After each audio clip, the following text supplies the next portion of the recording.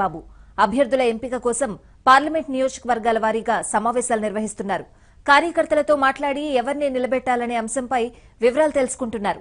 ఈ మీటింగ్లోనే కొన్ని పేర్లను సూత్రప్రాయంగా వెల్లడిస్తున్నారు. తాజాగా గుంటూరు పార్లమెంట్ నియోజకవర్గాల నేతలతో ఏపీ సీఎం చంద్రబాబు చర్చించారు.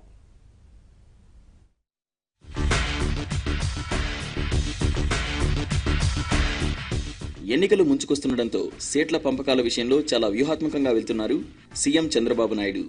విడతల వారీగా ఒకేసారి అనుకోకుండా జిల్లా, పార్లమెంటు స్థానాల వారీగా అభ్యర్థుల పేర్లు ఖరారు చేయాలని చూస్తున్నారు.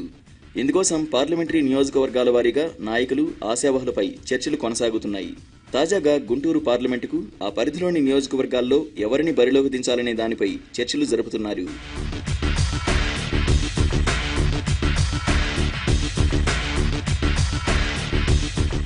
గుంటూరు పార్లమెంట్ స్థానానికి ఎంపీగా ఉన్న గల్లా జయదేవ్ని మరోసారి రంగంలోకి దించాలని చూస్తోంది టీడీపీ. ప్రత్యేక హోదా కోసం పార్లమెంట్లో గట్టిగా మాట్లాడడం, హోదా ఉద్యమంలో కీలకంగా వ్యవహరించడంతో ఆయన వైపే మొగ్గు చూపుతున్నారు చంద్రబాబు. ఇక గుంటూరు పరిధిలోని అనేక మంది ఆశావహులు ఉన్నారు. పొన్నూరులో ధూళిపాల నరేంద్ర పేరు దాదాపు ఖరారైనట్లుగా తెలుస్తోంది. ఇక తెనాలి నియోజకవర్గంలో ఆలపాటి రాజా పేరు, గుంటూరు తూర్పులో ముస్లిం మైనారిటీ నేతకు టికెట్ ఇవ్వాలని చంద్రబాబు భావిస్తున్నారు. గుంటూరు పశ్చిమ టికెట్ను మద్దాలగిరి లేదా ఎస్సీ లేదా రెడ్డి కమ్యూనిటీలో ఒకరికి ఇవ్వాలని చూస్తున్నారు. తాడికొండలో బాపట్ల ఎంపీ మాల్యాద్రి, శ్రవణ్ కుమార్, డొక్కా మాణిక్యవరప్రసాద్ పేర్లు పరిశీలిస్తున్నారు. పత్తిపాడులో రిటైర్డ్ ఐఏఎస్ రామాంజనేయులు, డొక్కా మాణిక్యవరప్రసాద్, కందుకూరు వీరయ్య పేర్లు పరిశీలనలో ఉన్నాయి. ఇక మంగళగిరిలో కాండ్రు కమల ఫ్యామిలీ, తిరువీధుల శ్రీనివాసరావు పేర్లపై చర్చలు సాగుతున్నాయి.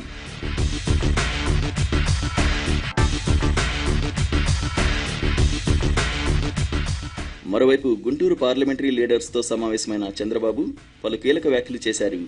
తెలుగుదేశం పార్టీ అనేక సంక్షోభాలను ఎదుర్కొంది. ఎప్పటికప్పుడు రీస్ట్రక్చరింగ్ చేసుకుని ముందుకు సాగుతున్నట్లు చంద్రబాబు నేతలకు చెప్పారు. 2004లో తెలుగుదేశం పార్టీ గెలిచి ఉంటే చరిత్ర మరోలా ఉండేదన్నారు. అనుకోకుండా 2014లో విభజన వల్ల మళ్లీ మొదటికొచ్చామంటూ నేతలతో చెప్పారు. విభజనతో ఏపీ రోడ్డున పడితే సహకరించాల్సిన కేంద్రం మొండిచేయి చూపించింది. ఢిల్లీలో అవార్డులిస్తారు, విశాఖ వచ్చి తిడతారంటూ గుంటూరు లీడర్ల కాన్ఫరెన్స్లో చంద్రబాబు అన్నారు. తెలంగాణ సీఎం కేసీఆర్ అమరావతి నిర్మాణాలను గ్రాఫిక్స్ అంటూ ఎగతాళి చేస్తున్నారు. ఏ నిర్మాణమైనా గ్రాఫిక్స్తోనే మొదలవుతుంది. ఆ విషయం కేసీఆర్కు తెలియకపోవడం విచారమని అన్నారు.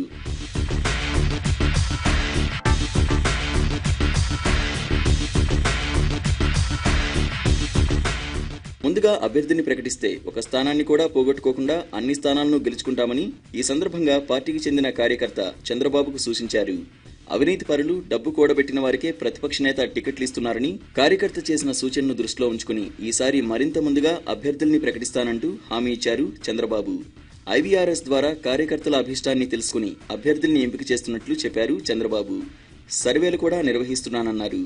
అవతలి పార్టీలో ఈ ప్రక్రియ లేదని, బిడ్డింగ్ ద్వారా జగన్మోహన్ రెడ్డి అభ్యర్థుల్ని ఎంపిక చేస్తున్నారని ఆరోపించారు. జగన్ రాత్రి 7 తర్వాత కార్యకర్తలకు ఎప్పుడైనా కనిపించాడా అని ప్రశ్నించారు. ఆ పార్టీలో రోజురోజుకు బిడ్డింగ్ పెంచుకుంటూ పోతున్నారన్నారు చంద్రబాబు.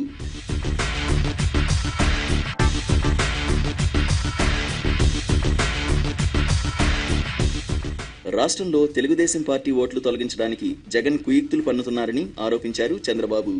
దొంగ అన్నట్లు జగన్ తీరు తయారైందన్నారు.